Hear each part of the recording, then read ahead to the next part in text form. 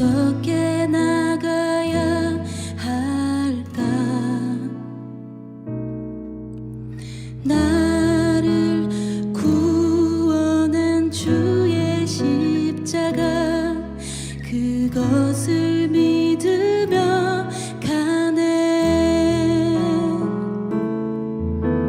주의 보좌로 나갈 때에 나 여전히 부족하나.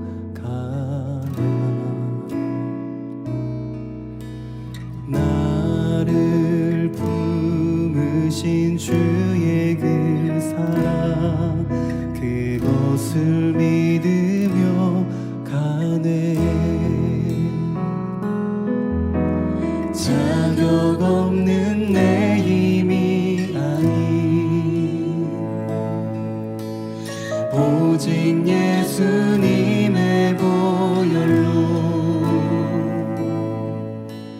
자격 없는 내 힘이 아닌 오직 예수님의 보혈로.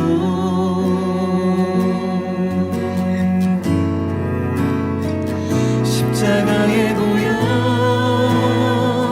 완전하신 사랑, 힘입어 나갑니다.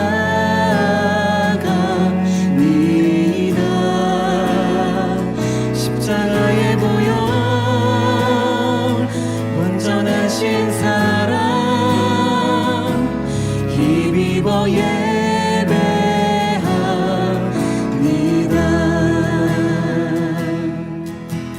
자격 없는 내 힘이 아닌 오직 예수님의 보혈로,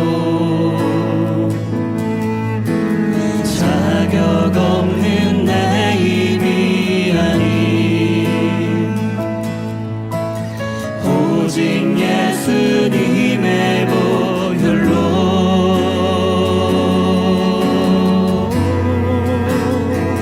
십자가의 보혈, 완전하신 사랑, 힘입어 나갑니다.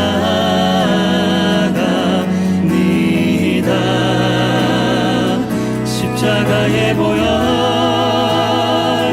완전하신 사랑, 힘입어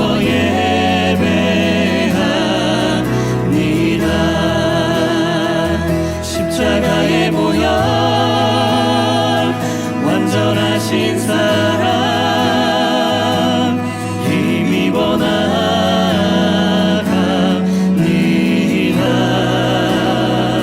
십자가의 보혈,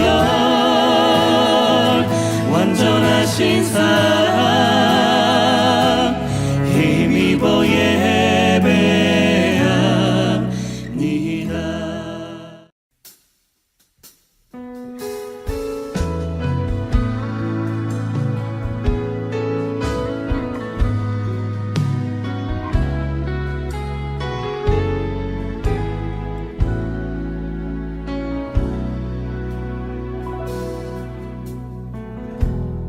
따스한 성령님, 마음으로 보내 내 몸을 감싸며 주어지는 평안한 만족감을 느끼네.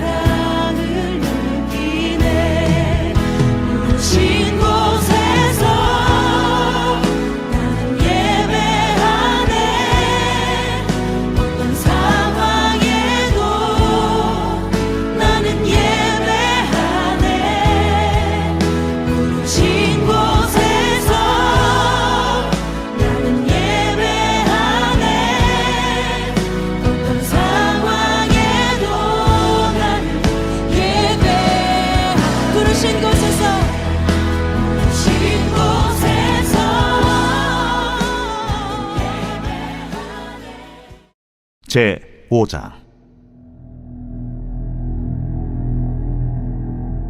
여호와께서 모세에게 말씀하여 이르시되, 이스라엘 자손에게 명령하여 모든 나병 환자와 유출증이 있는 자와 죽음으로 부정하게 된 자를 다 진영 밖으로 내보내되 남녀를 막론하고 다 진영 밖으로 내보내어 그들이 진영을 더럽히게 하지 말라. 내가 그 진영 가운데에 거하느니라 하시매 이스라엘 자손이 그같이 행하여 그들을 진영 밖으로 내보냈으니 곧 여호와께서 모세에게 이르신 대로 이스라엘 자손이 행하였더라. 여호와께서 모세에게 말씀하여 이르시되, 이스라엘 자손에게 이르라. 남자나 여자나 사람들이 범하는 죄를 범하여 여호와께 거역함으로 죄를 지으면 그 지은 죄를 자복하고 그 죄값을 온전히 갚되 5분의 1을 더하여 그가 죄를 지었던 그 사람에게 돌려줄 것이요, 만일 죄값을 받을 만한 친척이 없으면 그 죄값을 여호와께 드려 제사장에게로 돌릴 것이니 이는 그를 위하여 속죄할 속죄의 순양과 함께 돌릴 것이니라. 이스라엘 자손이 거제로 제사장에게 가져오는 모든 성물은 그의 것이 될 것이라. 각 사람이 구별한 물건은 그의 것이 되나니 누구든지 제사장에게 주는 것은 그의 것이 되느니라. 3월 26일 6.19 온전함 기도에 오신 여러분을 환영합니다. 민수기는 하나님 나라의 재창조의 과정을 보여줍니다. 흑암과 어둠을 상징하던 이집트에서 종살이를 하던 이스라엘은 하나님의 은혜로 구원받았습니다. 수많은 잡족으로 표현된 이스라엘은 오합지졸이었습니다. 그들이 구원받았다고 해서 하루아침에 하나님의 백성이 되는 것이 아니었습니다. 하나님은 모세를 통해 말씀하심으로, 명령하심으로 이스라엘을 하나님 나라 백성답게 만들어 가셨습니다. 혼란과 공허의 상태 같던 이스라엘에 하나님 나라의 기틀이 세워져 갑니다. 민수기 4장까지 하나님은 이스라엘 진영 배치와 이스라엘 12지파별 인구 조사를 명령하셨습니다. 그리고 제사장 가문과 레위 지파에게 임무를 주셨습니다. 이스라엘 진영 중심에 회막이 있듯이 하나님을 그들의 삶의 중심으로 두어 하나님의 법으로 백성의 합당한 삶을 살도록 규례를 주십니다. 하나님은 이스라엘이 창조의 모습, 즉 하나님과의 관계가 풍성함을 누리는 이스라엘이 되도록 질서와 규례를 세우시어 재창조하십니다. 민수기가 기록된 목적은 하나님의 주권을 잃은 백성들의 회복, 하나님의 형상을 잃은 백성들의 회복에 목적이 있습니다. 사순절 우리 랄리 제일한 침례교회 모든 성도님들에게 성령 하나님께서 민수기 속에 감춰진 예수 그리스도의 대속의 은혜와 부활의 놀라운 능력을 발견하시기를 바랍니다. 그 복음의 빛을 발견해서 하나님과의 관계가 더 풍성해지는 새 창조의 복을 누리시는 하루가 되시기를 축복합니다. 오늘 본문은 두 가지 내용으로 나눌 수 있습니다. 1절부터 4절까지 이스라엘 진영에서 없애야 할 부정한 것들에 대한 설명을 합니다. 그리고 5절부터 10절까지는 개인적인 죄에 대한 대속에 대해서 말합니다. 먼저 1절부터 4절입니다. 민수기 5장 1절부터 4절은 레위기 13장부터 15장에 다뤄지는 피부병과 유출병 환자들에 대한 규례의 연장선입니다. 여호와 하나님은 모세를 통해서 말씀하십니다.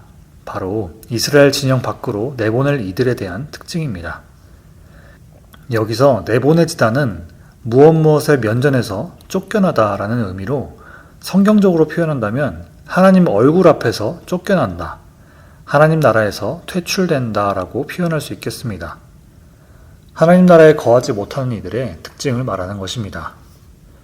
오늘 본문 하나님 앞에서 쫓겨나게 되는 이들은 모든 나병 환자와 유출증이 있는 자, 주검으로 부정하게 된 자들입니다.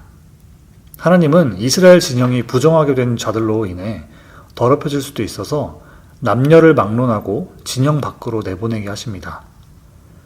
이스라엘 자손은 이를 행하여 앞서 말한 특징을 가진 이들은 다 진영 밖으로 내보내집니다. 먼저 이 질병들의 특징과 진영 밖으로 내보낸 연관성, 그리고 지금 우리에게 어떤 의미를 갖고 있는지를 알아보겠습니다. 나병은 전통적으로 한센병, 즉 문둥병으로 해석되어 왔습니다. 하지만 나병이라 표현된 히브리어 차루아는 가시적으로 드러나는 모든 피부병을 포함합니다. 그래서 문둥병만으로도 보는 것이 아니라 모든 피부병으로 해석하는 것이 맞습니다. 피부병은 주로 전염병이기도 하며 부정한 것입니다. 특징으로는 포진이 올라오거나 가려워 긁게 됩니다. 피부는 딱딱해지고 감각이 사라지게 됩니다. 피부병은 감각을 잃어 느끼지 못합니다. 피부 감각이 죽음의 모습은 곧 영적 감각이 죽었다고도 할 수 있습니다. 하나님의 보좌 앞에서 그 영광을 누리고 느끼지 못한다면 이는 영적 피부병이라고도 할 수 있습니다. 하나님의 진영, 하나님 나라 안에 있는 사람들은 하나님의 영광과 아름다우심을 맛봅니다. 그리고 그 충만함과 평안을 누립니다. 하지만 영적 감각이 마비된 자는 하나님 진영 안에 있어도 하나님을 느끼지 못하기 때문에 본인에게도 의미가 없습니다. 본인에게 은혜가 없어서 고통일 것입니다. 두 번째로 유출병이 있는 자들에 대한 내용입니다. 유출병의 특징은 몸에서 나오는 피나 여러 오물의 흘러나옴이 멈추지 않는 것을 말합니다. 성경에서 흐른다의 개념은 거룩함과도 연결되어 있고 긍정적인 표현입니다. 하지만 여기서 멈추지 않고 흐른다는 그 반대의 개념입니다. 레위기 15장 4절에서는 유출병이 있는 자로 인해서 눕는 침상은 다 부정하고 그가 앉은 자리도 다 부정하다고 합니다. 그리고 이와 접촉한 사람이나 모든 물건들도 부정하게 되니 옷을 빨고 물로 몸을 씻으며 저녁까지 부정하니 격리될 것을 요구합니다. 성경 전체에서 유출병을 가진 자들의 특징은 하나님과의 관계가 단절된 이들의 특징을 가지고 있습니다. 우리 신앙생활에 적용한다면 하나님과의 관계가 회복되지 않아서 여전히 세상 사람들과 다를 바 없이 살며 내뱉고 행동하는 것을 말합니다. 미워하는 마음이나 탐욕, 불순한 생각과 행동, 거짓말이라고도 볼 수 있습니다. 이로 인해 자기 자신이나 주변에 부정하게 만들어 삶의 여러 영역들을 더럽히게 됩니다. 유출병은 더 나아가 하나님과의 관계 단절로 인해서 두려움과 염려, 하나님께 대한 원망으로 나타나는데요. 이것은 봄, 가을 학기에 진행되는 광야학교에서 더 깊이 배울 수 있을 것입니다. 죽음으로 인해서 부정해진 자는 어떤 것일까요? 이 또한 단순히 위생상 규례가 아닙니다. 죽음과 부정함은 하나님과의 관계를 단절시키는 상징적인 의미를 가지고 있습니다. 인간 내면에 있는 죄의 본질을 드러냄으로써 여전히 죄에 머물러 있고 죄와 가까이 한다라는 것을 의미합니다. 피부병이나 유출병, 주검을 만져 부정해진 자들은 하나님의 규례와 타인에 의해서 진영 밖으로 내보내지는 것 같이 보여집니다. 하지만 하나님 나라의 규례를 알게 하셔서 하나님과의 관계가 단절된 이들의 영적 상태인데요. 이 모습은 사실 이미 진영 밖에 있는 상태라는 것을 알게 합니다. 쫓겨난 이들은 평생 진영 밖에 있게 되나요? 아닙니다. 오늘 본문에서는 질병 들어서 쫓겨난 자들에 대한 기록이 없지만 레위기 14장에서는 환자가 정결하게 된 규례에 대해서 나오는데요.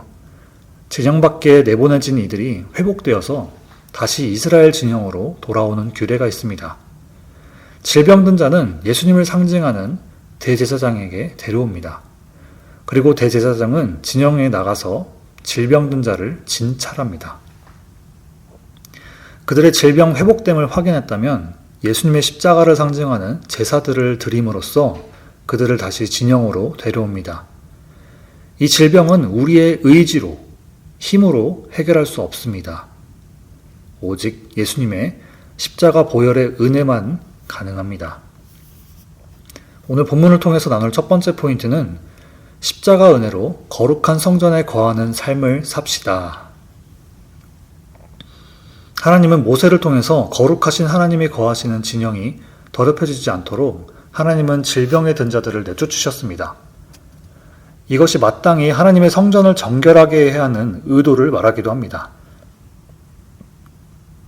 오늘 본문만 본다면 질병든 자들은 마치 평생 진영 밖에 머물러야 하듯이 보입니다. 하지만 하나님은 진영 밖에 내보내짐, 하나님과 관계가 단절된 이들이 회복되어서 영원한 하나님의 성전으로 돌아오도록 이 땅에 예수님을 보내셨습니다. 우리도 영적으로 이 질병에 들었던 자들로서 본질적으로 하나님의 진 밖에 쫓겨나 있었습니다. 우리가 진영 밖에 어두운 곳에서 울고 있었지만 예수님은 십자가 대속의 은혜로 우리를 다시 하나님의 진영 안으로 데려오셨습니다. 예수님의 십자가 대속의 은혜로 구원받은 우리는 이제 하나님의 임재 안에 하나님의 평강 가운데 살아가게 됩니다. 이 구원의 은혜를 잊지 말고 매일의 삶에서 거룩하신 하나님의 백성의 삶에 합당하도록 예수님의 십자가 보혈의 은혜를 의지하면서 삽시다. 그리고 하나님의 백성이자 성전으로서 예수 그리스도를 닮아서 거룩한 삶을 삽시다. 그리스도를 닮은 삶으로 진영 밖에 슬피 우는 이들에게 다가가 복음을 전하고 하나님의 품으로 돌아오는 사역에 힘써 동참합시다. 그런 여러분 한 분 한 분이 되시어서 가정에, 교회 공동체, 그리고 지역사회와 열방에까지 하나님 나라로 돌아오는 기쁨이 누려지시기를 축복합니다. 5절부터 7절까지의 말씀입니다. 개인적인 죄에 대한 대속에 대한 내용으로서 공동체 안에서 일어날 죄에 대한 규례입니다. 거룩하신 하나님이 거하시는 이스라엘 진영 안에는 일어나는 모든 죄들은 곧 하나님의 규례를 어긴 것입니다. 그렇기 때문에 남자나 여자나 무슨 죄든지 사람이 저지르는 모든 죄는 여호와 하나님께 거역하는 것입니다. 7절, 하나님은 죄를 지은 사람이 지은 죄를 자복하는 것으로 끝내지 않습니다. 그 사람이 적절한 배상을 통해서 깨진 관계의 회복을 하도록 권면하셨습니다. 잘못을 저지른 것에 있어서 20%의 값을 보상하는 것을 말하는데 이것은 죄에 대한 자복함 이후에 꼭 행동으로 이어져야 함을 말합니다. 20%, 즉 5분의 1이라는 물질적 징표를 통해서 용서와 화해의 표현도 있지만 더 나아가 행동으로 이어져야 합니다. 오늘 본문을 통해서 나눌 두 번째 포인트는 십자가 회개에서 삶의 변화로 거룩함을 회복합시다 입니다.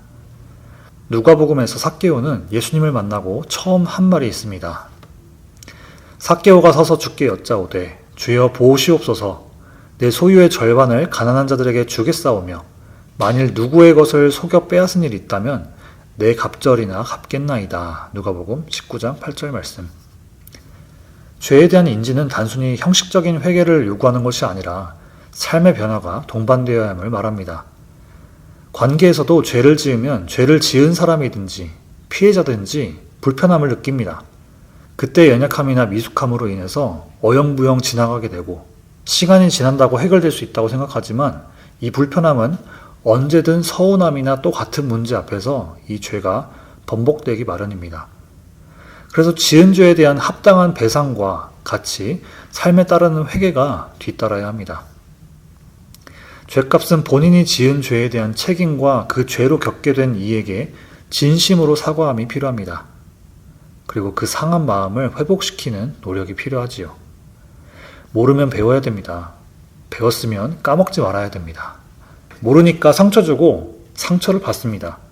구원받은 백성으로 관계의 회복과 건강한 누림을 위해서 힘씁시다.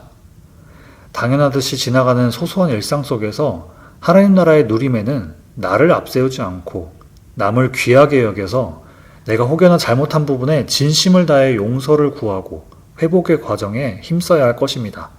회복을 위해서 힘쓸 때 우리를 위해 자신을 온전히 하나님께 드리신 예수님을 닮아서 가정과 교회 공동체, 삶의 터전에서 하나님 백성된 삶의 변화를 누리게 될 것입니다. 본문 8절부터 10절입니다. 8절, 만약 죄에 대한 회개를 해야 되는데 죄값을 받을 대상이 죽어서 없고 그의 친척도 없다면 그 죄값을 여호와께 드려 제사장에게 돌리는데 이는 그를 위해서 속죄할 속죄 순양과 함께 돌리라고 합니다. 또한 거제로 제사장에게 가져오는 모든 성물은 제사장의 것이 되며 각 사람이 구별할 물건도 제사장의 것이 되니 누구든지 제사장에게 주는 것은 제사장의 것이 된다고 합니다. 오늘 본문을 통해서 나눌 마지막 포인트는 모든 것이 하나님의 것임을 고백하는 거룩한 백성이 됩시다. 죄에 대한 자복과 관계 회복을 위한 적극적인 삶의 태도를 넘어서 이제는 하나님과의 관계 회복에 집중하게 합니다. 6절에서 나눴듯이 이스라엘 진영 중에 죄를 지으면 결론적으로는 하나님의 말씀을 거역한 것이기 때문입니다. 거룩한 하나님의 임재가 있는 이스라엘 진영 내에서 지은 죄는 하나님의 규례대로 처벌되어야 합니다. 8절에서 10절은 손해를 입은 피해 당사자가 없을 경우를 말하는데 이때는 이 모든 질서 위에 계신 하나님께 회개함을 구하라고 합니다. 그리고 드려지는 모든 제물은 하나님께 속한 제사장들에게 돌아감을 말합니다. 죄에 대한 배상을 위해 드려진 제물, 속죄 제물과 거제에 드려진 제물, 그리고 구별하여 드려지는 것들은 제사장에게 돌아갑니다. 죄는 공동체를 해치는 결과를 가져옵니다. 여호와 하나님은 거룩한 하나님의 백성으로 이스라엘을 세우시기 위해서 진영 안에 일어나는 죄에 대한 규례들을 알게 하셔서 공의롭게 해결하십니다. 죄를 지은 자는 죄에 대한 자복과 합당한 배상을, 그리고 피해자는 그에 맞는 위로를 허락하십니다. 속죄제와 거제로 드려지는 것이 제사장에게 드려지는 것은 지은 죄에 대한 온전한 회개, 그리고 모든 것은 하나님께 왔다는 것을 인정하는 태도를 말합니다. 땅이나 유업 없이 오직 하나님께서 먹이시는 제사장과 레위 지파는 제사에 드려진 것들을 통해 생활하게 됩니다. 제사장과 레위 입장에도 오직 하나님께서 먹이시고 입히시는 것이지요. 죄인이 회개하기 위해서 드려진 제물, 오늘날 우리가 드리는 예물이나 헌신은 하나님께서 기뻐 받으시는 것을 말합니다. 우리도 십자가 예수 그리스도를 통해서 죄에 대한 용서를 받았다면 우리 자신을 하나님께 온전히 드리는 삶을 살아야 할 것입니다. 하나님께 온전히 드리는 삶은 오늘의 새날도 생명도 주신 모든 것이 하나님께로부터 왔으며 오늘도 주 뜻 이루기 위한 하나님의 선물임을 잊지 않는 태도를 말합니다. 그 은혜를 아는 자들이 각자의 삶에서 그리스도를 닮은 삶을 살며 하나님께서 받으시기에 향기로운 제사가 될 것입니다. 오늘 말씀을 마무리하겠습니다. 하나님은 이스라엘 진영을 배치하시고 지파별 직무를 주신 후에 이스라엘 진영의 규례들을 세우셨습니다. 먼저는 진영에 있으면 안 되는 이들에 대한 말씀과 진영 내에서 저질러지는 죄에 대한 규례들이었습니다. 모든 규례들은 개인과 공동체가 하나님과의 관계를 단절하게 만드는 것들이었습니다. 하나님은 하나님의 방법대로 그 거룩한 이스라엘 진영을 유지하시기 위해서 모세를 통해 이스라엘에게 하나님의 규례를 말씀하셨습니다.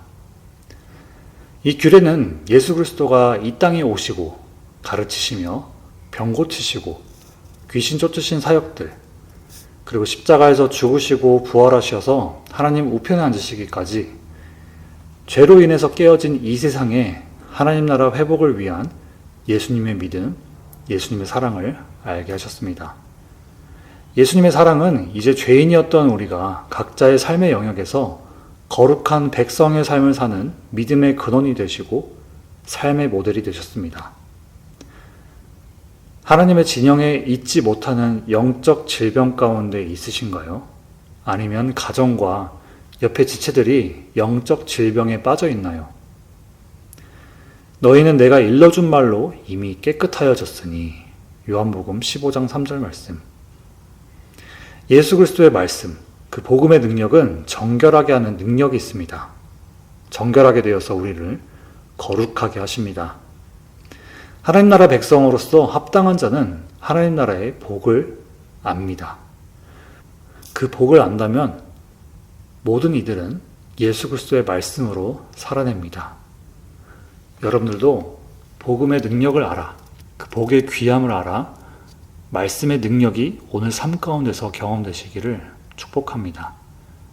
그럴 때 모든 것 위에 주인 되신 하나님의 위대하심과 하나님의 세밀하신 그 섭리, 그리고 도우시는 축복을 누리시며 오늘 하루에도 복음으로 인해서 기쁨과 감사가 넘치시기를 축복합니다. 들은 말씀 붙들고 같이 기도하시겠습니다.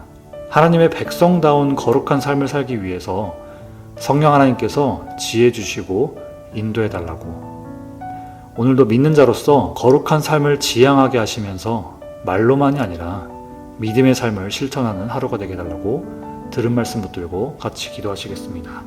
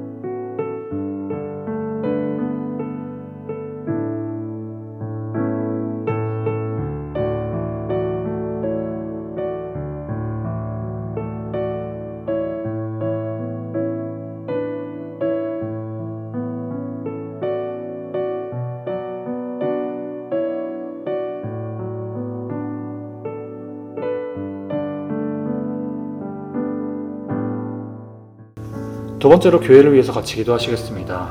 먼저는 봄학기 교육훈련과 여성 모임, 프렌즈 캠프 가운데 모든 이들이 주님을 더 깊이 알고 삶에서 실천하게 해달라고, V24 차세대 미션 센터 건축과 유수 사역자 청빙을 위해서, 그리고 오는 금요일에 있을 유닉의 유나이티드 나잇을 위해서, 그리고 몸이 아픈 분들의 치유와 회복을 허락하시고 그 가정에 위로와 평안을 허락해달라고 교회를 위해서 같이 기도하시겠습니다.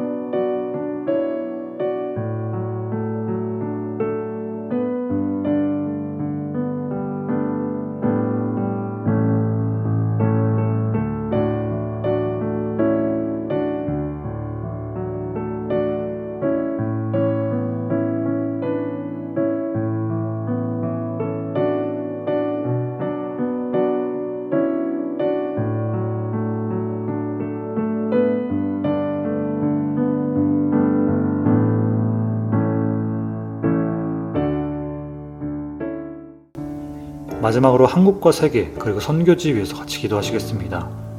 조국 대한민국의 혼잡함 가운데 공의와 정의 하나님께서 속히 임해달라고, 모든 교회가 2세대에 대한 애통한 마음을 허락하시고 속히 주님 나라가 교회를 통해서 드러나게 해달라고, 또 여름에 있을 단기 선교팀이 말씀 안에서 잘 훈련되어서 선교를 통해 선교팀과 선교지에 복음의 열매를 누리게 해달라고, 국내외 각 마을별로 후원하는 선교지 가운데 하나님의 채우심과 일하심을 경험하게 하시고 복음의 열매를 맺게 해달라고 한국과 세계 그리고 선교지 위해서 같이 기도하시겠습니다.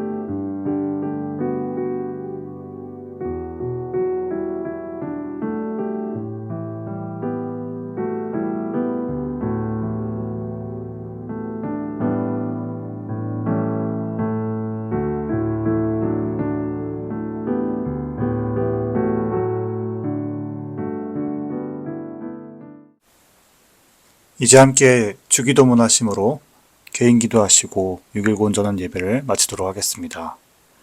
하늘에 계신 우리 아버지여, 이름이 거룩히 여김을 받으시오며 나라가 임하시오며 뜻이 하늘에서 이루어진 것 같이 땅에서도 이루어지이다. 오늘 우리에게 일용할 양식을 주시옵고 우리가 우리에게 죄 지은 자를 사하여 준 것 같이 우리의 죄를 사하여 주시옵고 우리를 시험에 들게 하지 마시옵고 다만 악에서 구하시옵소서. 나라와 권세와 영광이 아버지께 영원히 있사옵나이다. 아멘.